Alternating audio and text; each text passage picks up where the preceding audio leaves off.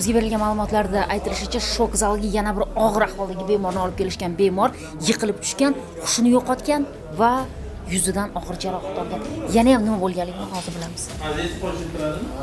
Ma'lum bo'lishicha, 40 yoshlar atrofidagi erkak uyida nafas olishga qiynalayotgani bois ko'chaga, toza havoga chiqqan, biroq uzoq yurishga ulgurmay, hushini yo'qotib, yuzi bilan beton ariqqa yiqilgan. Hozir bemor ahvoli og'ir, qon bosimi 70 ga 30, vazopressorda.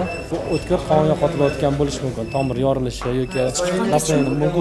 Shuning uchun obzor KT tekshiruvni qilamiz, keyin tashxis qo'yamiz. Bemor to'liq tekshiruvdan o'tkazish uchun nechta mutaxassis chaqirtirildi? Endi men qarang, 10 ga yaqin mutaxassis bor.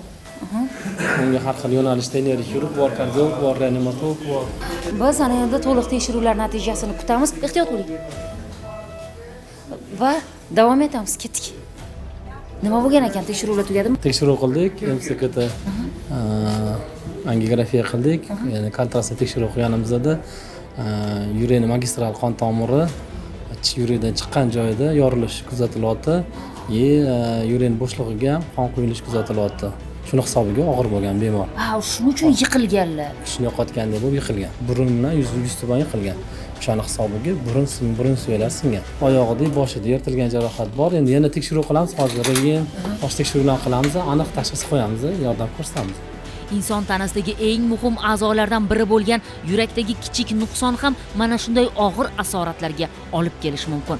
Shu bois sog'ligingizga, yuragingizga befarq bo'lmang.